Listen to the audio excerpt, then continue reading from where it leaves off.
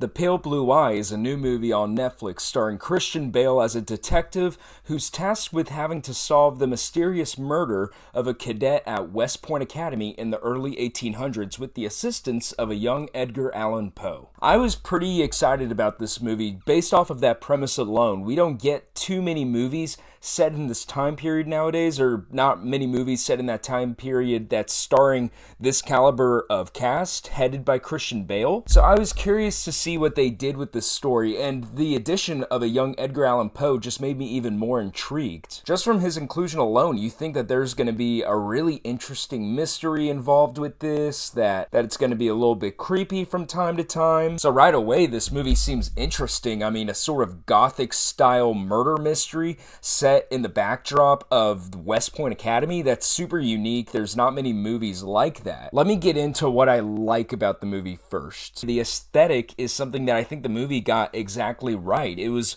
really cool looking. There's a lot of scenes in these dark shadows or at night that are indicative of a story with Edgar Allan Poe. You know, the setting feels right for this kind of movie. I love the shots at the academy whenever it's just engulfed in fog. You know, this place that's supposed to have law and order. You know, there's a way of doing things. It's very tidy, but now there's this literal fog hanging over the academy and this sort of metaphorical fog behind how this could have happened to a cadet. So the aesthetic is something that I really liked, that I think they pulled off about this movie. If you just like watching movies based off of how they look, then this movie's a big win, especially if you like movies set in this time period. Also with this movie, I was curious to see how Harry Melling did in the role of Edgar Allan Poe.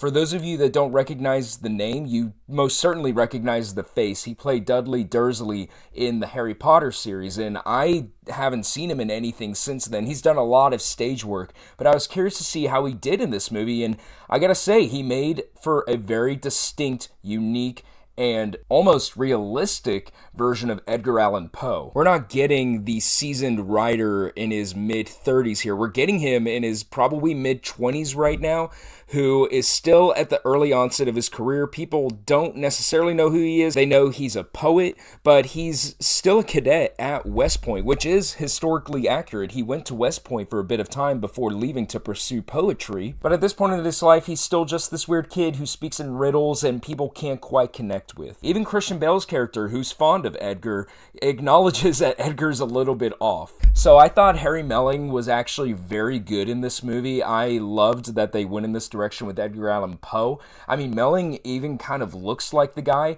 I love that they went with a realistic take here, and they didn't just cast a big name actor in it to try to draw people into the movie. They went with an actor who was best suited for the role. So I have to give Harry Melling props there. I was happy to see him do well in this movie. Next thing, I mean, Christian Bale, he's good in the movie. Christian Bale is good in every movie, even if the movie is which, spoiler alert, that's kind of what I think this movie is. But he's good as this hardened detective who lives by himself in the woods. He's been through his own troubles throughout his life. His family has left him, and all he really has at this point is his relationship with Edgar. And I like the kinship that he forms with Edgar too. He realizes that while Edgar may be a little bit off, he's smart at this kind of stuff. He knows what he's talking about whenever it comes to investigative work, so he decides to work with him on the case, you know, sort of his man on the inside, and also assist him whenever it comes to certain riddles that maybe he just can't crack. Then the very last big positive is just the concept is cool, right? Whenever you hear about it, a movie set in the early, or I guess mid-ish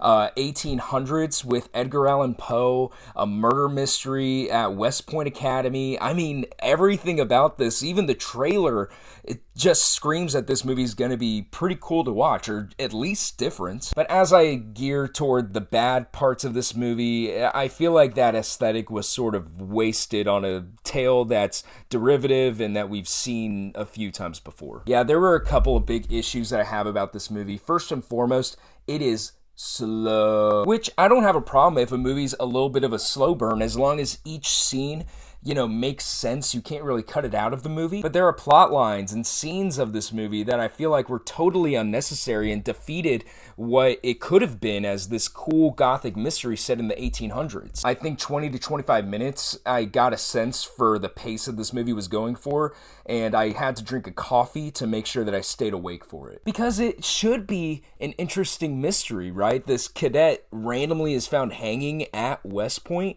Like, you shouldn't have to convince yourself to stay onto the movie, but the movie does everything in its power to make it as slow as possible for you to want to get on your phone or switch it off. And there's one thing to be a mystery that's a bit of a slow burn whenever all of your scenes are important to the plot, you know, you keep people hooked in, but there are so many scenes here that are just derivative of the one that you've seen before. The scene where, you know, the West Point guy is frustrated with Christian Bale because he's not solving the mystery, more bodies are piling up.